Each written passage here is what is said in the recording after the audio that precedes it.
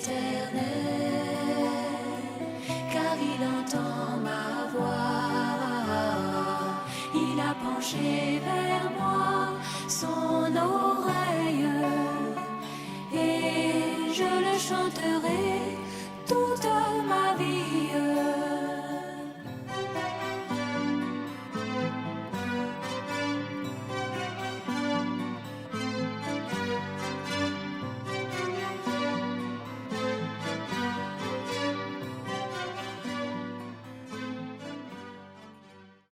Que Dieu bénisse son serviteur. C'est juste de croire qu'effectivement nous serons avec lui un jour. Parce que c'est pour cela que nous sommes là. Et c'est pour cela aussi que Dieu a pourvu à ce qui est nécessaire pour cette préparation. Amen. Que son nom soit loué, élevé et exalté. Nous avons pu venir et c'est la grâce de Dieu. Cette préparation continue. Nous allons nous lever pour faire la première lecture.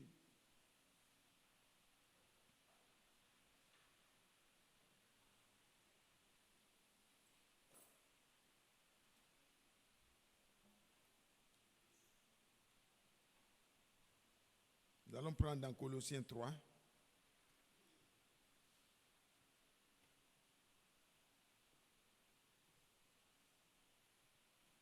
Le sujet de notre méditation, c'est à partir du verset 12, mais nous prendrons tout le contexte, parce que c'est nécessaire également. Si donc, vous êtes ressuscité avec Christ, cherchez les choses d'en haut, où Christ est assis à la droite de Dieu. Attachez-vous aux choses d'en haut et non à celles qui sont sur la terre, car vous êtes morts et votre vie est cachée avec Christ en Dieu. Quand Christ, votre vie paraîtra, alors vous paraîtrez aussi avec lui dans la gloire. Oh, quelle espérance! C'est une espérance vivante. Paraître avec le Seigneur dans la gloire. Faites donc mourir. La conséquence de cette attente-là, faites donc mourir dans vos membres ce qui est terrestre. Amen. Ça, c'est important que chacun de nous marque un arrêt pour regarder encore qu'est-ce qui est terrestre en moi, qu'est-ce qui domine sur moi. Est-ce les œuvres de la chair qui sont encore vraiment incontrôlables ou alors suis-je passé aux choses d'en haut? Faites donc mourir ce qui dans vos membres est terrestre, c'est-à-dire la débauche, l'impureté, les passions, les mauvais désirs et la cupidité qui est une idolâtrie. L'amour de l'argent, c'est une idolâtrie.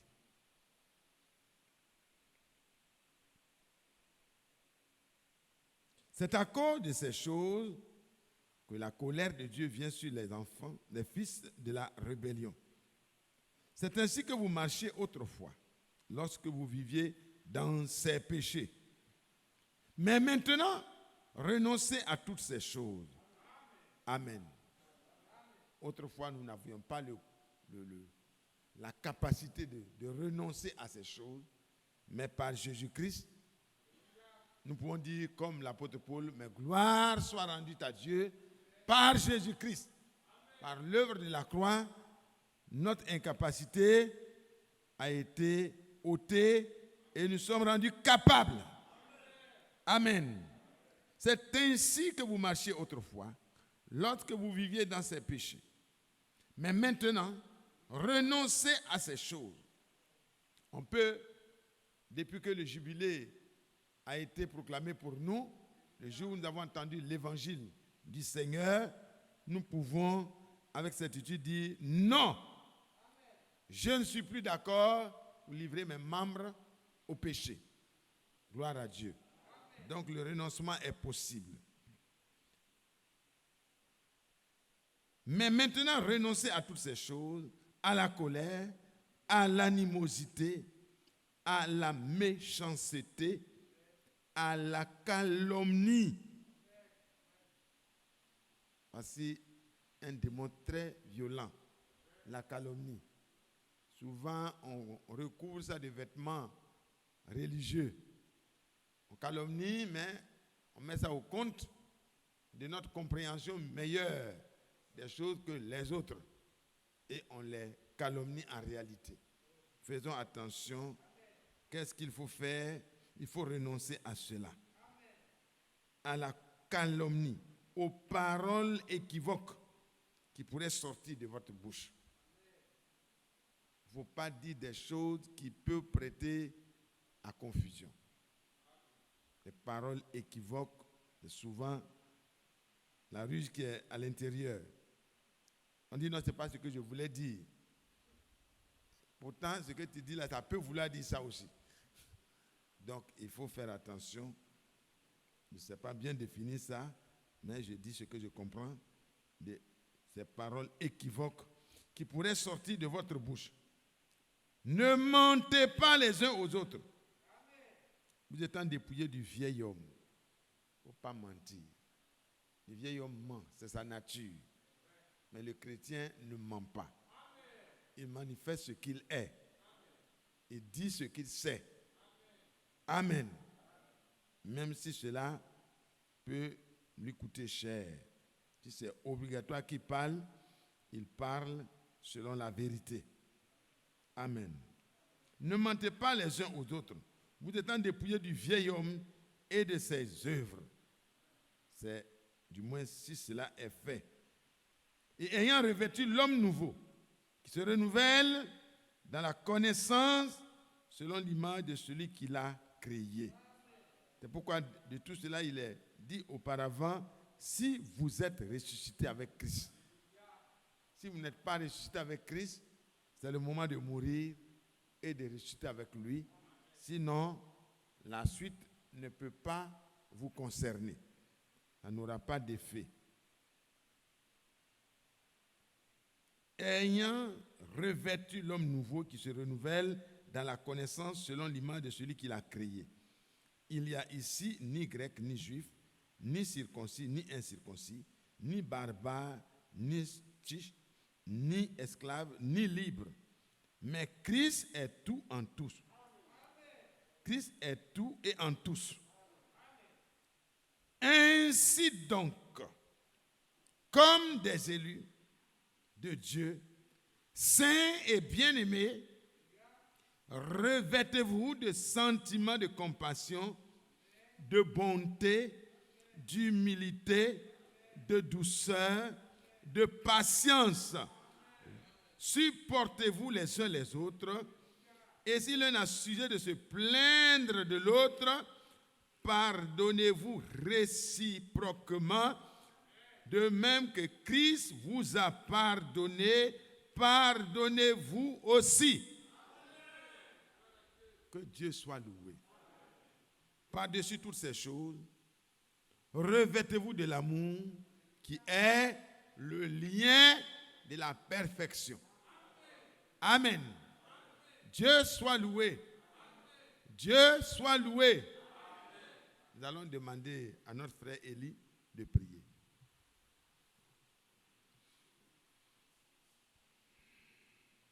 Éternel notre Dieu, encore cet après-midi, nous te sommes infiniment reconnaissants de nous accorder la grâce de pouvoir nous retrouver dans ta maison. Seigneur, nous avons été à l'école, Alléluia. nous avons appris à lire et nous savons lire, Seigneur. Mais quant à la compréhension de ta parole, Seigneur, cela révèle de toi. Amen, c'est toi Nous seul. prions que tu utilises ton serviteur encore ce soir, que tu parles à nos cœurs et que, Seigneur, en nous, il puisse trouver la terre fertile. Merci, Seigneur, parce que tu nous exauces encore. Nous te le demandons au nom de Jésus-Christ. Amen. Amen. Que Dieu bénisse notre frère, que Dieu bénisse chacun de nous. Asseyons-nous. Frères et sœurs, nous sommes en pleine préparation et comme vous le savez, le Seigneur nous a invités par le message de la fin des temps à sortir de toutes ces confusions qui règnent dans le monde, et particulièrement dans le monde religieux, pour revenir à la parole de Dieu afin de la pratiquer. Voilà. Quand on revient à la parole, ce que Dieu attend de nous, c'est la pratique des choses qui ont été enseignées par l'apôtre Paul et par les autres apôtres, afin que notre préparation, nous puissions l'achever en demeurant fidèles à ce que le Seigneur nous enseigne. Il y a donc ce premier verset. Si donc, vous et moi, nous sommes ressuscités avec Christ, nous devons chercher quoi? Les choses d'en haut. Amen. Posons-nous la question, est-ce qu'un jour, nous sommes morts avec lui? Si nous ne sommes pas morts avec lui, ce n'est pas possible de prétendre être ressuscité avec Christ. Alors que le temps est encore favorable, nous avons la possibilité de nous examiner, comme il est dit dans 1 Corinthiens 13, verset 5. La vraie foi, vraiment, commence là, à Golgotha, avec le Seigneur. Si nous suivons le Seigneur depuis Gethsémani, ça va arriver à Golgotha, où le Seigneur est mort. Un seul donc est mort pour tous. Tous donc sont morts. Amen.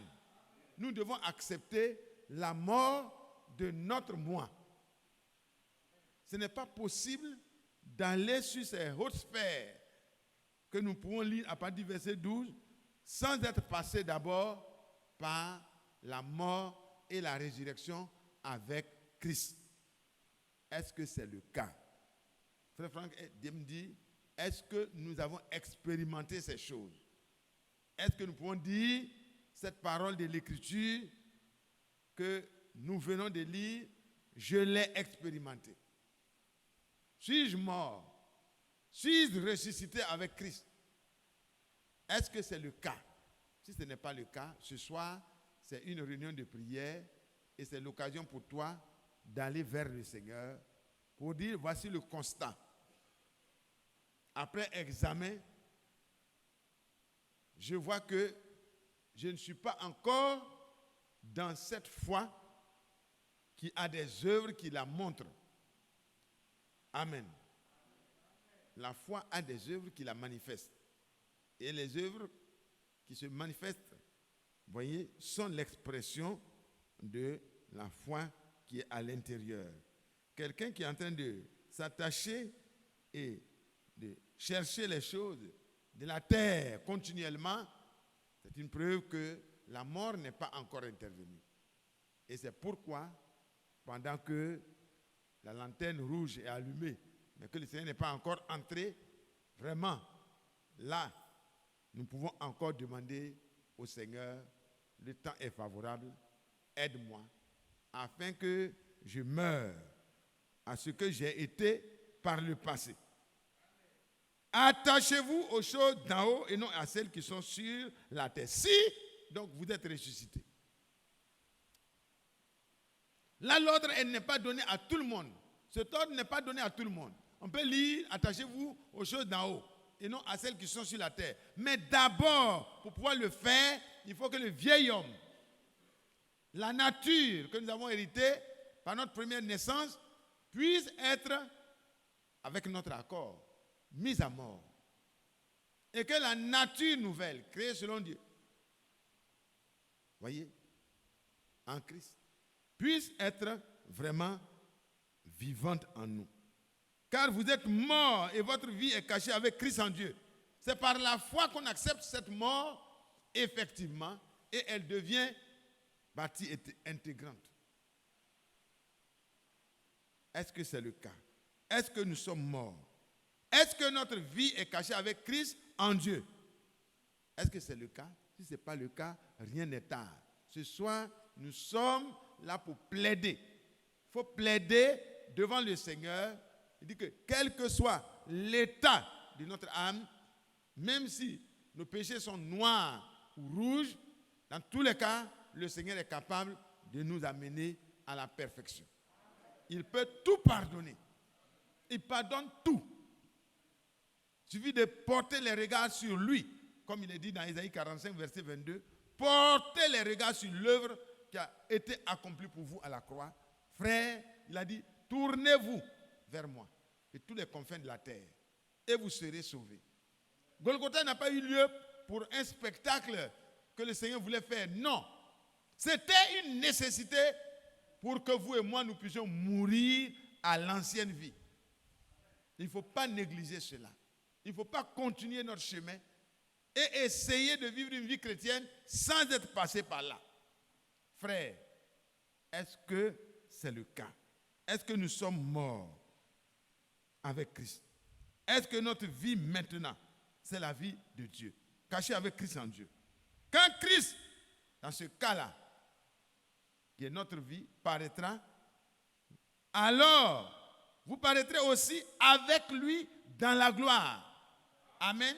Il y a un temps où le Seigneur, après avoir vaincu, après avoir tout fait, et présentement il intercède pour nous, il apparaîtra une seconde fois. Sans qu'il soit question de régler les problèmes du péché de quelqu'un. Hébreux 9, verset 26-27, vous le savez, jusqu'au verset 29, il est dit qu'il apparaîtra une seconde fois. Sans problème de péché. Mais pour ceux qui ont accepté d'abord de renoncer et de mourir afin de vivre la vie chrétienne. Ceux qui ont vécu de cette manière dans la préparation, en prenant en compte ce que Dieu a donné pour leur préparation, le Seigneur apparaîtra la seconde fois, c'est pour cela. C'est ici, il parle de paraître. Quand il paraîtra, vous aussi et moi, nous paraîtrons avec lui dans la gloire. Et quand vous lisez cette gloire, le Seigneur l'a désirée dès le départ. Et c'est pour cela qu'il est venu à la croix. Au verset 10. Voyez? Nous pouvons prendre le verset 9. Hébreux 2, verset 9. Mais celui qui a été abaissé pour un peu de temps au-dessous des anges, Jésus, nous le voyons couronné de gloire et d'honneur à cause de la mort qu'il a soufferte. Ainsi, par la grâce de Dieu, il a souffert la mort pour tous. Il a souffert la mort pour tous, afin que tous meurent en lui. Avec lui, à la croix. Que cette mort dans notre vie soit constatée, parce qu'il y a un objectif.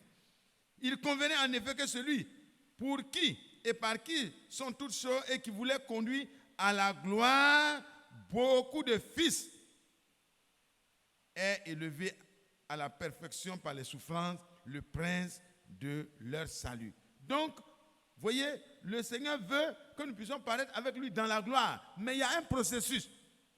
Et c'est lui seul qui est le détenteur de cette grâce-là. Il nous a permis de pouvoir trouver une autre position que celle qui est inconfortable. Voyez, la position en Adam n'était pas une position heureuse. Mais Christ est venu afin que nous ne soyons plus dans cette mauvaise condition. Donc, soyons disposés pour que le Seigneur opère la transformation. Pensez au brigand à la croix. Qu'est-ce qu'il a fait? Qu'est-ce qu'il a fait? Il n'a rien fait. Frère, ce qu'il a, voyez, ce qu'il a fait, c'est ce que toi tu peux faire. C'est ce que moi je peux faire. Il a tourné les regards vers le Seigneur. Il a écouté réellement les paroles qui sortaient de la bouche du Seigneur. Ça l'a amené à une certaine confiance. Il a tourné les regards vers le Seigneur. Il a dit, celui qui pardonne, même à ceux qui sont en train de le crucifier, il ne doit pas être comme tous les autres hommes. C'est le Messie. C'est le Sauveur.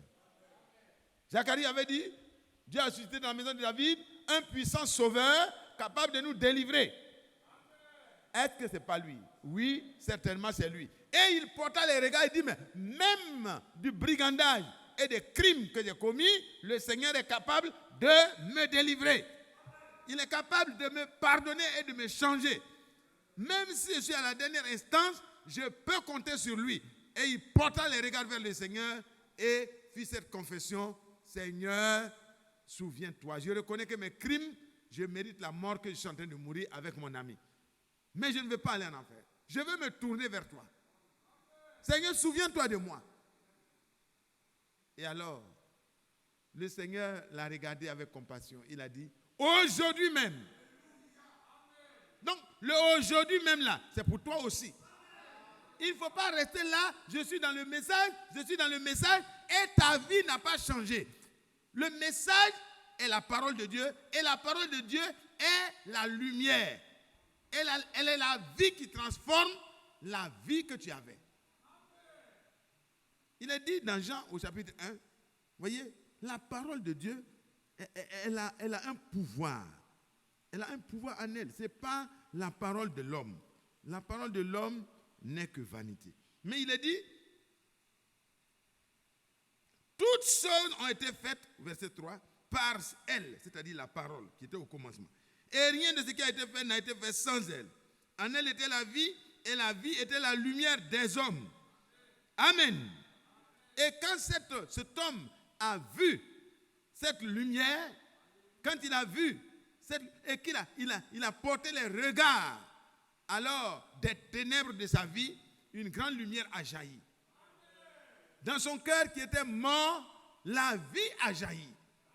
Quand il a entendu la parole du Seigneur qui dit, aujourd'hui même, tu seras avec moi dans le paradis de Dieu, je vous dis frère, il était dans les meilleurs endroits de la terre.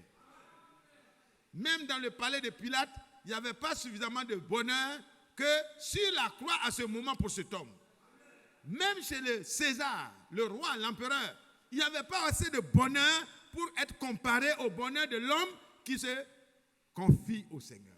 De l'homme qui porte les regards vers le Seigneur. Aujourd'hui, alors que nous sommes à la fin des temps, frère, le message simple, il faut rentrer par là. On ne saute pas les clôtures en connaissant toutes les prédications du message, mais il faut passer par la nouvelle naissance. Sinon, le message, tu vas le lire, tu vas le connaître, mais tu ne pourras pas. Parce que la nature que nous avons héritée ne peut pas mettre en pratique la parole de Dieu. Ce n'est pas possible. On ne peut pas la comprendre même. Notre nature ne peut pas se soumettre. C'est pourquoi le Seigneur est venu à la croix. Sinon, il aurait donné vraiment les lois seulement et amélioré les lois pour que l'homme change lui-même. Mais ce n'est pas possible. Paul a dit, le bien que je veux faire, je n'arrive pas à le faire. C'est plutôt le mal que j'arrive à faire. Amen. Et le mal que je ne vais pas faire là, c'est ça même. Il dit, mais je suis un misérable. Cependant, il était d'une bonne naissance. C'était un Benjamin, c'est un Israélite, c'est quelqu'un qui a été circoncis le 8e jour. C'est quelqu'un qui était zélé dans son église. L'église la plus rigoureuse qui était en Israël, c'était les pharisiens. Ils étaient assez rigoureux. Mais il sentait qu'en lui-même, ce n'était que des efforts qui se terminent toujours par l'échec. Et alors, ce jour-là, quand il a levé les regards, il dit, mais qui es-tu, Seigneur? Et le Seigneur dit, je suis Jésus que tu persécutes. Alléluia. Oh, la lumière a jailli dans les ténèbres de sa vie. Oh, le Seigneur a regardé avec compassion cet homme qui était zélé, qui aimait Dieu, mais qui ne pouvait rien faire. Parce que la nature que nous avons héritée est implacable. Oh, que Dieu soit loué. La lumière vient de la parole. La vie est en elle. Et la vie, c'est ce que Dieu veut te donner aujourd'hui. Il dit clairement ici, quand il paraîtra, il a voulu conduire à la gloire beaucoup de fils. Et c'est pourquoi Christ est allé à la mort, à la place de tous ceux qui, par la foi, accepteront qu'il méritait la mort. Comme ce brigand, il méritait la mort. Mais un seul est mort pour tous, tous donc qui croient sont morts. Tous sont morts. Et quelqu'un qui est mort, il ne faut plus l'alimenter. Ce n'est plus la peine de lui donner le repas que tu as préparé. Non, c'est fini ça.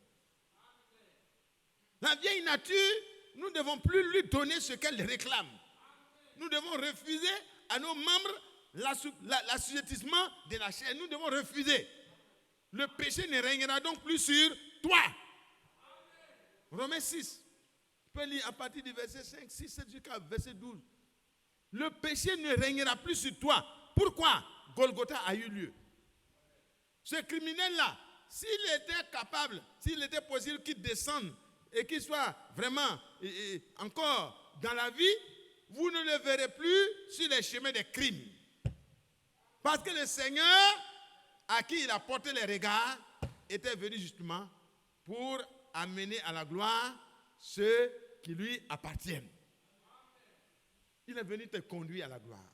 Ma soeur, le Seigneur, le prince de notre salut, est venu te conduire à la gloire. Une vie de gloire. Une vie qui sort des misères, du péché et qui t'amène à la joie de pouvoir obéir enfin à Dieu. Quand tu lis Deutéronome 28, tu es heureux si tu obéis, mais tu ne peux pas obéir. Alors que la bénédiction, tu n'as même pas besoin de courir derrière elle, elle va courir derrière toi. Mais en Christ, Dieu te rend capable. Il faut pouvoir saisir la grâce qui nous est offerte. Vous voyez, frère, c'est le temps.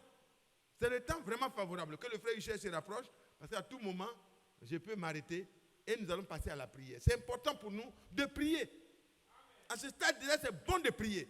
Et même si c'est toi, ça va, et que tu sens que tu es passé de la mort à la vie, tu es passé de l'ancienne vie à la nouvelle vie, tu peux prier pour les autres. Ne fais pas comme Jonas. Jonas, lui, j'ai noté son cas. Il a entendu que Dieu n'était pas content de Ninive. Et comme Ninive, c'était des gens qui ont fatigué Israël, alors Jonas, Dieu l'envoie. Et Jonas dit, moi je sais qui tu es. Toi Dieu là. Quand les gens vont commencer à pleurer sur leurs péchés, tu vas avoir pitié d'eux. Quelqu'un qui veut être lui-même, il veut bénéficier de la grâce de Dieu, mais il dit que les autres sont trop méchants pour que Dieu manifeste sa grâce. Il sait que la parole de Dieu a un effet. Elle ne retourne pas à Dieu sans avoir produit ce pourquoi elle est envoyée. Jonas sait tout ça. Il lisait dans Ésaïe aussi comme vous et moi. Donc il dit, Dieu lui dit, va à Ninive. Il va aller proclamer pendant 4 jours dans cette ville-là. Traverse la ville, proclame que je vais la détruire. Jonas dit, ça là, est-ce que si les gens là se répandent, Dieu ne va pas leur épargner le châtiment que je souhaite. Vous voyez comment l'homme, ce n'est pas facile. Hein? Mais Christ est venu pour que ta nature change. Nous sommes dans une dispensation meilleure que celle de Jonas. Alléluia. Oui, Jonas était un vrai croyant. En nous, les vrais croyants, vous voyez, il y a parfois aussi un petit reste. Amen. Mais Christ nous amène à être semblable à lui. Semblable à lui. Et donc, il voulait fuir. Il a pris son bateau, partait à Tarsis, se donner un congé loin de Dieu. Dieu n'a qu'à trouver, en tout cas si c'est lui qui est le prophète, c'est que Ninive a raté l'occasion que Dieu est en train de chercher à lui donner. Et Jonas prend son bateau tranquillement. Maintenant, quand tout commence à se compliquer, il avoue à tout le monde que c'est lui qui est le seul ennui.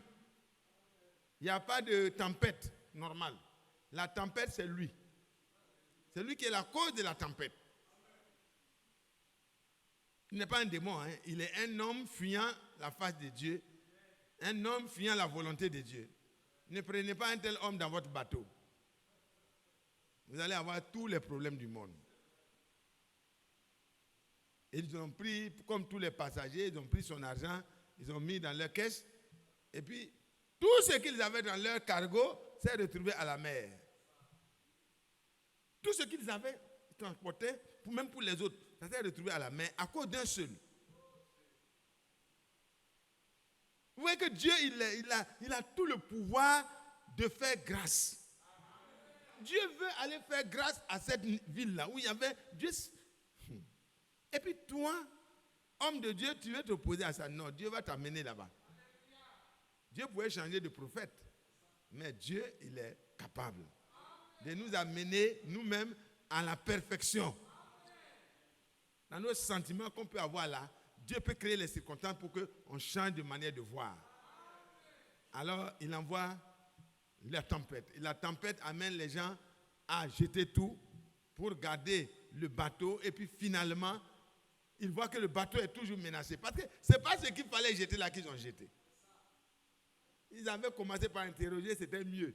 Ils allaient garder leur cargaison. Il y a un seul qui est de plus. C'est Jonas. Sa place n'était pas dans le bateau qui va à Tarsis. S'il avait trouvé un bateau qui va à Ninive, il aurait bien fait et le bateau serait parti tout droit. Mais Dieu a un bateau. Alléluia. Dieu avait un sous-marin très puissant. Et quand il a été, sur lui-même sa recommandation, jeté dans la mer s'est calmée. Alléluia. La mer s'est calmée. Et Dieu a envoyé un gros poisson qui a ouvert son paquebot et notre frère est allé directement sur le quai d'embarquement. Amen. Vous voyez comment Dieu il a ses moyens. Dieu n'a pas besoin de passer par le port. Il faut arriver au bord du quai pour que les gens embarquent. Même en pleine mer, Dieu a un moyen d'embarquer ceux qui sont à lui. Je pense que souvent nous avons des caprices qui peuvent nous amener à des embarquements comme ça. Que Dieu nous aide. Soyons attentifs. Si tu appartiens à Dieu, Dieu trouvera les moyens de t'attraper. Et il a trouvé les moyens de capturer notre fugitif. Et il l'a mis en prison pendant 3 jours. Pensez ça. Les déserteurs, les militaires savent. Ça ne marche pas toujours. Mais avec Dieu, c'est encore plus grave. Jonas s'est retrouvé dans le ventre d'un gros poisson. Heureusement que c'est un gros poisson. Et le tuyau était tellement grand qu'il pouvait se mettre à genoux pour prier. Dans les intestins. Je ne sais pas si c'est comment le poisson l'a fait, mais il s'est mis à genoux, il a cherché la direction du temple, parce qu'il a dit que si vous êtes dans la détresse, tournez-vous vers le temple. Le temple, comment on trouve le temple quand c'est comme ça? Mais en tout cas, il s'est mis à genoux. Et pendant 3 jours, dans le jeûne et la prière, il a renoncé à sa fuite et il priait que Dieu le débarque. Et Dieu a ordonné au gros poisson de prendre la direction de Ninive. Amen. La nature obéit à Dieu. C'est l'homme qui est rebelle dans tout ça. Mais Dieu, il est venu en aide à chacun de nous. Et alors, le débarquement fut fait. Et Jonas qui sort, je ne sais pas s'il a pu faire un bain, il a pu prendre un bain au bord de la chose, mais il est rentré dans la ville. Mais dans son cœur, il avait un peu de consolation. Il pensait que quand même, Israël allait être vengé. Parce que le message n'était pas un bon message. Encore quelques jours, et Ninive sera détruit. 40 jours. Et quand Jonas a vu que Ninive a commencé à se repentir, son cœur a commencé à battre. Parce que Dieu est compatissant. Et lui-même l'exprime. Je savais. On va prendre rapidement et puis on va laisser notre frère nous conduire. Frère, nous devons avoir vraiment la nature de notre Dieu et avoir les mêmes compassions qu'il a. À partir du verset 4, chapitre 4. Bon, verset 9 d'abord, chapitre 3, verset 9. Qui sait si Dieu ne reviendra pas et s'il ne se repentira pas et s'il ne renoncera pas à son ardente colère en sorte que nous ne périssions point. Ça, c'est le roi qui posait cette question. Il dit, mais mettez-vous à jeûner pendant 3 jours, que personne ne mange, même les animaux, même les enfants. Implorons la grâce de Dieu de Jonas, le Dieu d'Israël. Nous avons appris qu'il est compatissant. Il pourrait revenir de sa colère. Alors faisons cela parce que nous avons mal agi. Oh, quand le cœur est brisé et contrit devant Dieu, quel que soit le péché, Dieu est touché. Dieu est touché. Ce soir, quel que soit ce que tu as eu comme difficulté, Dieu veut que ton cœur s'arrête et comprenne qu'il y a un danger derrière tout cela. Amen. Et alors, vous voyez la suite. Dieu vit qu'ils agissaient ainsi et qu'ils revenaient de leur mauvaise voie. Dieu ne regarde pas l'apparence, hein. Il regarde dans le cœur. Il a regardé dans leur cœur. Il a vu que c'était sincère. Il a vu qu'ils revenaient de leurs mauvaises actions. Il a vu qu'en tout cas, cette génération-là ne va plus se comporter comme ils se sont comportés. Et Dieu, quand il a vu ça, ça a touché son cœur. Parce que c'est lui qui les a créés. Pensez à 120 000 personnes qui ne savent même pas distinguer leur main droite de leur main gauche. Et ceux qui savent distinguer, peut-être ils étaient là aussi, en grand nombre. C'est une grande ville. Mais le péché avait tout mélangé dans cette ville. Dieu a regardé et qu'est-ce qu'il a dit? Dieu se repentit du mal qu'il avait résolu de leur faire. Et il ne le fit pas. Il ne le fit pas en leur temps.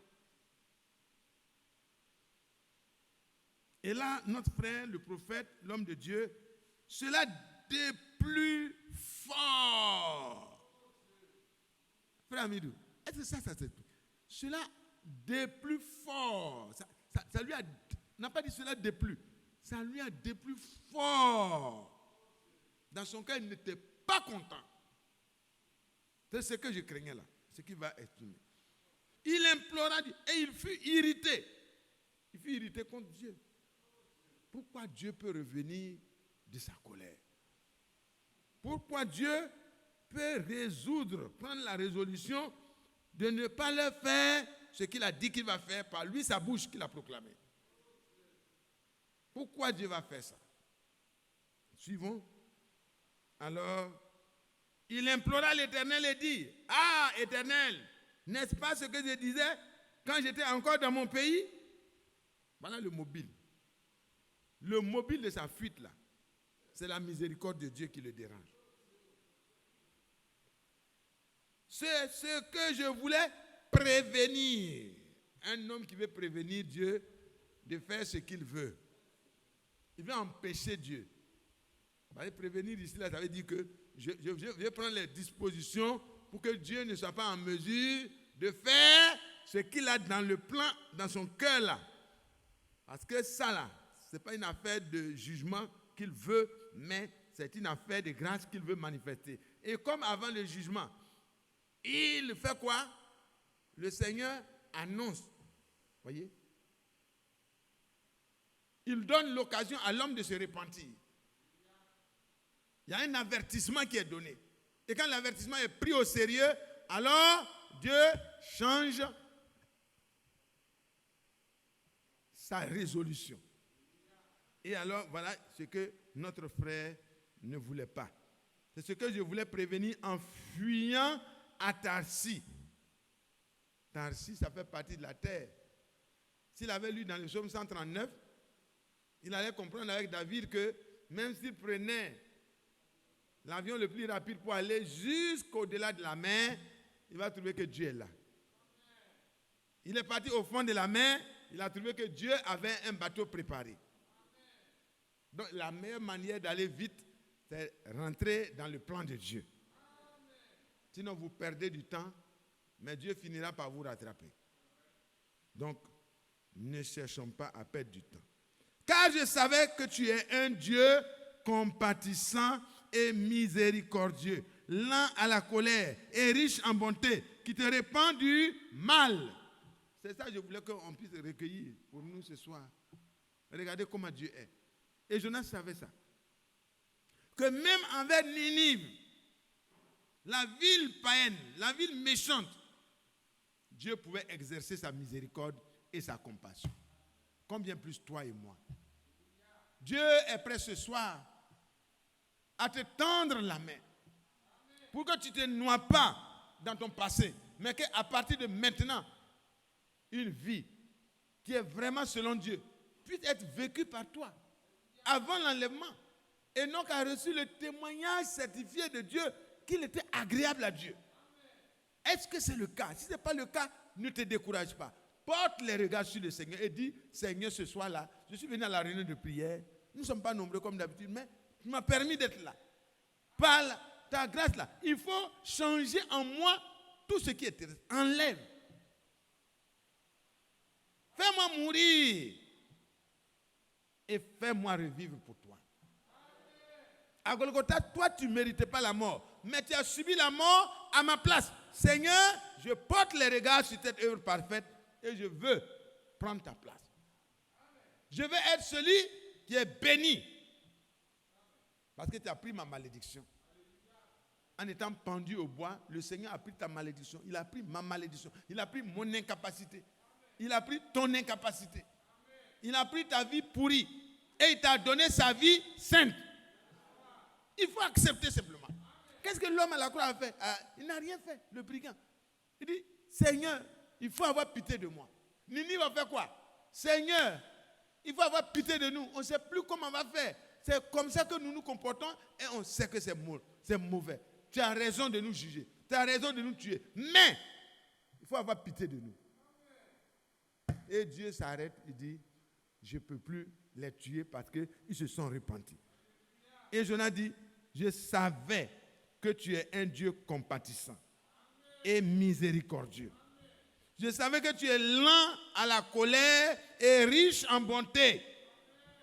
Et que tu te répands du mal. Vous savez ce qu'il a dit à Moïse? L'Éternel, l'Éternel, lent à la colère et riche en bonté, miséricordieux. Jonas connaissait tout ça. Il le sait.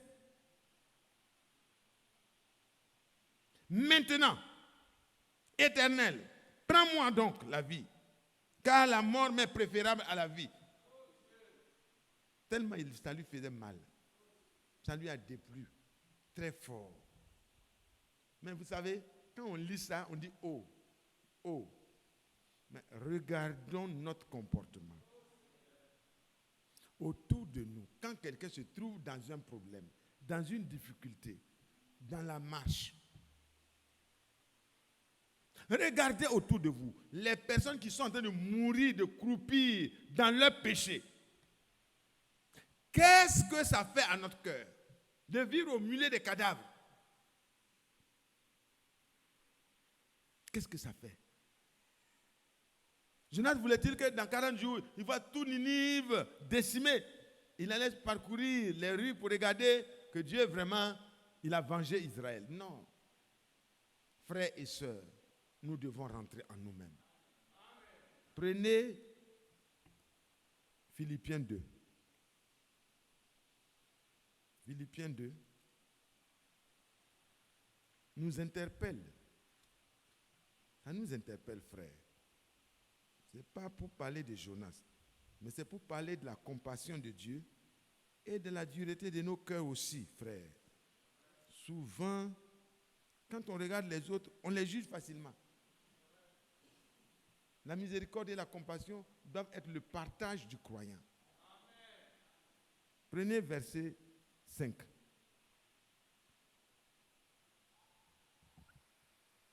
Verset 3 déjà, il est écrit. Oh, il y a beaucoup de choses. On ne sait même pas où on va commencer. Rendez ma joie parfaite, verset 2, ayant un même sentiment, un même amour, une même âme, une même pensée. Ça nous ramène à Acte 4, verset 32. La multitude de ceux qui avaient cru, c'était dans cette position ils étaient. Alors, ne faites rien par esprit de parti ou par vaine gloire, mais que l'humilité vous fasse regarder les autres comme vous étant au-dessus de vous-même. Voilà les sentiments. Continuons. Que chacun de vous, au lieu de considérer ses propres intérêts, considère aussi ceux des autres. Il aurait fallu qu'ils se mettent à la place de ces gens que Dieu va détruire. Et je pense qu'il allait demander la grâce et la miséricorde. Mais il considérait les intérêts de son peuple et de lui-même. Ayez en vous les sentiments qui étaient en Jésus-Christ. Amen. C'est un ordre. Vous et moi, quels sont les sentiments qui sont en nous? Quels sont les sentiments? Frère, ça c'est des choses qui peuvent se vérifier à tout moment.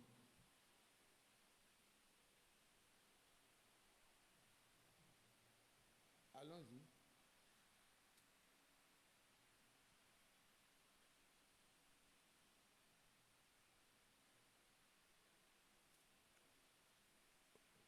Au chapitre 1 Pierre au chapitre 2.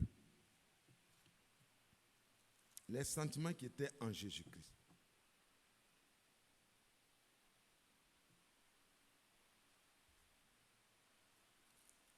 « 1 Pierre au chapitre 2.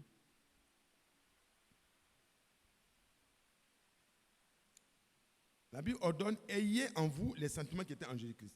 Et ici, il est dit, et c'est à cela que vous avez été appelés. Parce que Christ a souffert pour vous, vous laissant un exemple afin que vous suiviez ses traces. Lui qui n'a point commis de péché. Et dans la bouche duquel il ne s'est point trouvé de fraude. Lui qui injuriait, ne rendait point d'injure, maltraitait, ne faisait point de menaces, mais s'en remettait à celui qui juge justement. Amen. Est-ce que quand vous regardez en vous, le même comportement s'affiche en face de la haine qui peut se déchaîner à tout moment contre vous sur cette terre?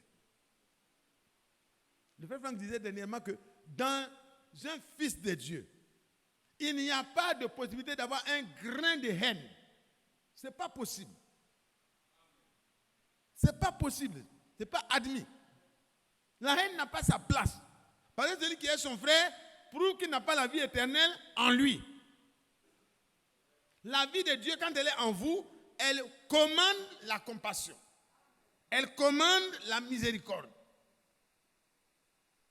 Et quand nous continuons dans Colossiens, repartons dans Colossiens au chapitre 3, vous voyez comment Christ s'est comporté. Vous pouvez relire ça à la maison. Retournons dans notre Colossiens pour terminer.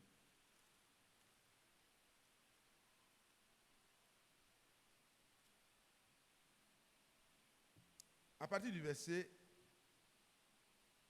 Colossiens au chapitre 3.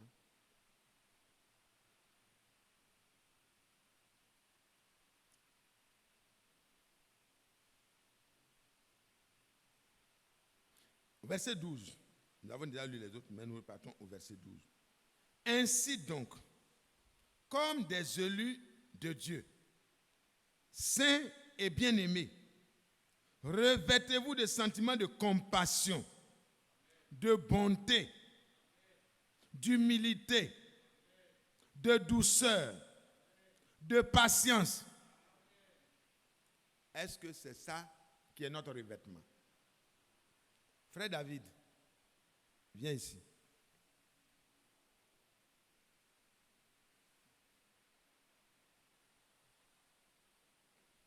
Frère Jacques, quel est l'habit qu'il porte? Il faut décrire ce dont il est revêtu. C'est visible, hein? Ce n'est pas caché. Alors, quelle est la couleur? Quel est le pantalon? Quelle est la chaussure? Je vois des chaussures noires, Voilà. un pantalon gris, Voilà. et une chemise blanche avec, je ne sais pas si c'est rouge ou bien bon, c'était rose. Voilà, rose. Oui. Voilà. Vous voyez comment il est revêtu? Si il remonte en haut, il a son beau cache-nez, il a ses lunettes, il a aussi une Bible en main. Ça, ce n'est pas le revêtement, mais c'est des éléments complémentaires. Si on doit décrire le frère, si c'est ce dont il devait se revêtir, vous voyez que tout est là. Il est habillé correctement.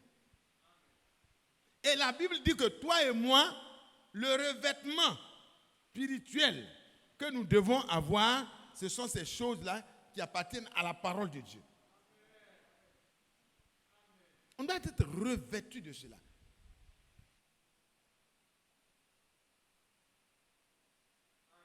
Est-ce que vous voyez, frère?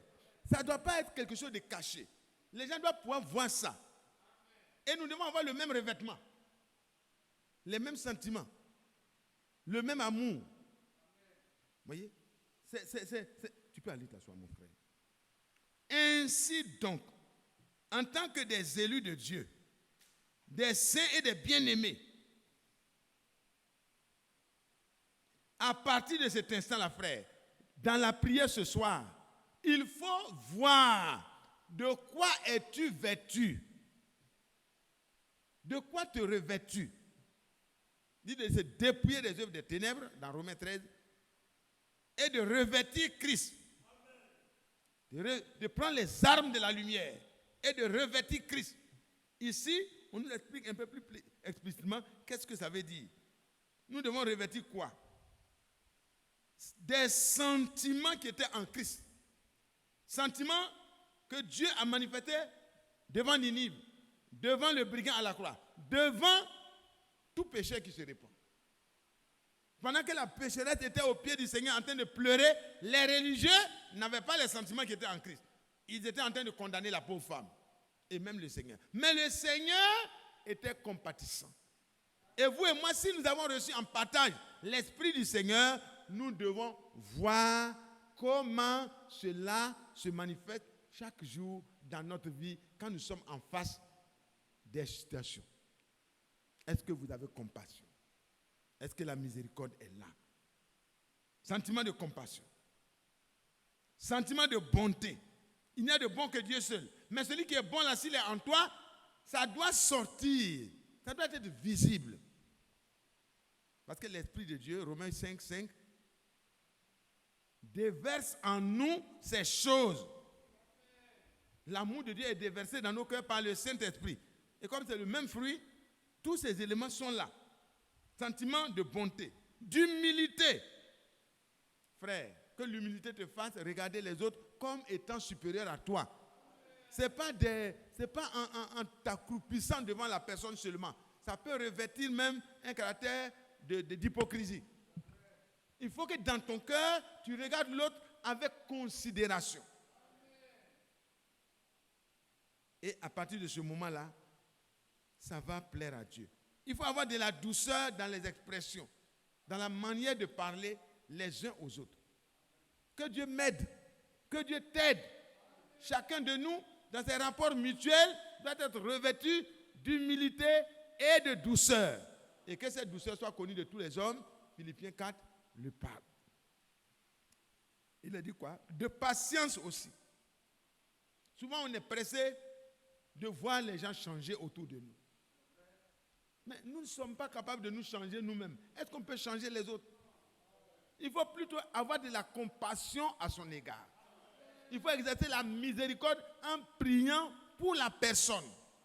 Même ceux qui vont dans la dérive, dans les dérives, dans la marche, frère, que ce soit la dérive de la marche, la vie personnelle ou les dérives dans la prédication, nous devons nous revêtir de sentiments de compassion et de miséricorde. Dans nos cœurs, on doit pouvoir vraiment se revêtir de cela. Parce qu'il y a des gens qui peuvent encore être tirés de ces choses-là. Soyons donc patients. Ne condamnons pas que... Jonas pouvait dire que c'est déjà fini, le jugement est déjà prononcé. Et donc, mais il était trop vite parlé. Parce que Dieu, il est patient. Il est lent à la colère. Il est patient. Il veut que tous se répandent et aient la vie. Parce qu'il n'a pas créé les gens pour les jeter en enfer. Que Dieu soit loué.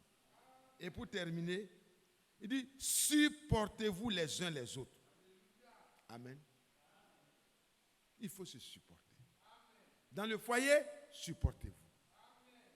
Dans l'entreprise, supportez les autres. Mais vous, en Christ surtout, dans l'église, dans la marche, supportons-nous les uns les autres. Si un n'a pas encore compris comme moi, je dois être patient en son égard. Je ne dois pas porter de jugement sur quelqu'un. Un seul est juge. C'est le Seigneur. De telle sorte que, frères et sœurs, supportons-nous les uns les autres. Et s'il y a un sujet de plainte, n'allons pas au tribunal. Alléluia. S'il y a un sujet de plainte, il vaut mieux supporter quelque injustice et prier pour que le Seigneur nous donne la force de nous pardonner et de nous supporter. Il dit, si l'un a sujet de se plaindre de l'autre, pardonnez-vous réciproquement. Aujourd'hui, c'est moi qui te pardonne. Il dit, je pardonne à David. Demain, c'est moi qui suis en faute. Amen. Et j'aurais besoin du pardon de David. Si vous avez dit que non, c'est au ciel seulement on peut régler ça, mais je n'irai même pas au ciel. Donc mes frères et sœurs, nous avons vraiment du travail. Et nous devons nous regarder dans le miroir comme l'apôtre Jacques a dit, pour regarder est-ce que ces choses qui sont déjà connues de nous, on a lu ça plusieurs fois, est-ce que c'est le cas? Est-ce que c'est comme ça que notre cœur se présente? Est-ce que ce sont ces sentiments-là qui sont en nous? Est-ce que l'Esprit de Dieu qui produit ces choses-là, parce que le fruit de l'Esprit, ce sont ces bonnes choses-là. Est-ce que c'est ça qui est là? Ou bien c'est la chair qui continue de produire les choses qui appartiennent à notre passé? Si c'est le cas, ce n'est pas trop tard. Il a dit que quand vous verrez toutes ces choses calamiteuses arriver sur la terre, qu'est-ce qu'il faut faire? Redressez-vous et levez vos têtes. Parce que notre délivrance approche. Donc maintenant même, nous devons demander au puissant Sauveur de nous délivrer des choses qui nous retiennent sur la terre. Et nous devons porter des regards sur les choses d'en haut et dire, Seigneur, je ne veux plus vivre comme ça, je veux vivre comme ça. Je veux que tes sentiments soient en moi. Je veux que quand je regarde un frère, une soeur qui a des difficultés dans la marche, je ne sois pas celui qui prend le couteau pour aller le terminer, l'achever, mais celui qui, dans la compassion, vient à son aide pour l'amener vers là où il peut être soigné.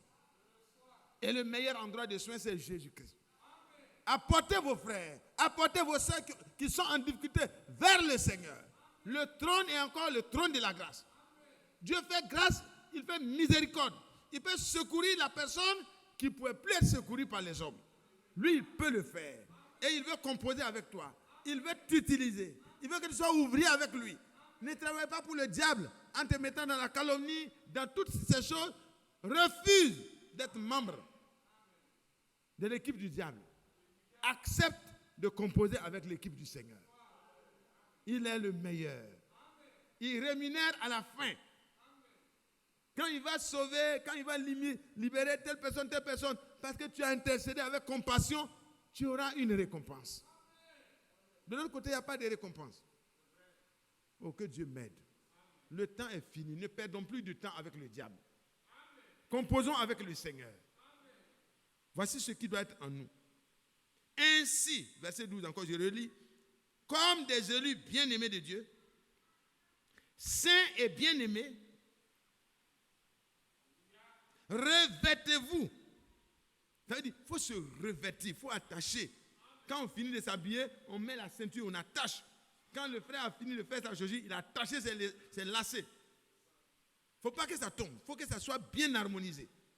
Revêtez-vous, revêtons-nous des sentiments de compassion, de bonté, d'humilité, de douceur, de patience. Et supportez-vous les uns les autres. Et si l'un a essayé de se plaindre de l'autre, pardonnez-vous réciproquement. De même, l'exemple a été donné. De même que Christ vous a pardonné, pardonnez-vous aussi. Christ avait raison de ne pas nous pardonner. Lui n'a rien fait. Mais nous, on a tout fait. Mais sa compassion a été, voyez, la miséricorde a triomphé du jugement. Et nous aussi, dans notre cœur, si nous sommes changés, si nous sommes nés de nouveau, si la parole de Dieu en tant que semence a fait son travail en nous, et qu'une vie nouvelle est née de nous, que nous sommes morts et que nous sommes ressuscités avec Christ, les choses d'en haut doivent être l'objet de notre recherche. Et les choses de la terre doivent être vraiment rejetées. On doit renoncer à ça. Et Dieu nous a donné la capacité de dire non. N'ayez pas peur de dire non. Le jour du jubilé, on n'a pas besoin de donner un long enseignement à tous ceux qui sont esclaves. Ils attendaient leur libération. Quand la trompette sonne, tu laisses ce que tu faisais et tu prends ta route. Laisse ce qui t'a servi, prends la route de la liberté. Renonce à ces choses-là. Ne te mets plus dans une équipe de calomnie. Quand tu t'assois et puis on parle des autres, on parle mal des autres, lève-toi rapidement. Ne t'assois pas là-bas. Lis le psaume 1 encore. Tu vas voir comment le chrétien doit se comporter. Aie du temps pour Dieu. Les passions. Ne prenez plus votre temps devant la télévision pour regarder les choses qui vous passionnent. Frère, sortez de tout ça. Renoncez à toutes ces choses-là. Ayons du temps pour Dieu. Méditons la parole jour et nuit. Faisons de notre maison un temple pour notre Dieu. Puisque nous-mêmes, nous sommes les temples du Saint-Esprit. Que notre maison soit un sanctuaire. Alléluia. Que son nom soit loué. Que son nom soit loué. Pardonnez-vous. Pardonnez-vous comme Christ nous a aussi pardonné.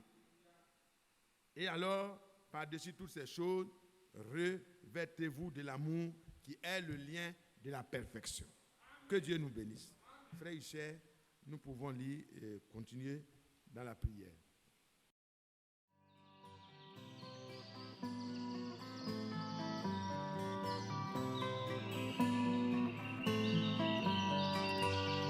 J'aime l'Éternel,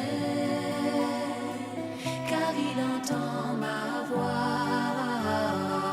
Il a penché vers moi son oreille, et je le chanterai toute ma vie.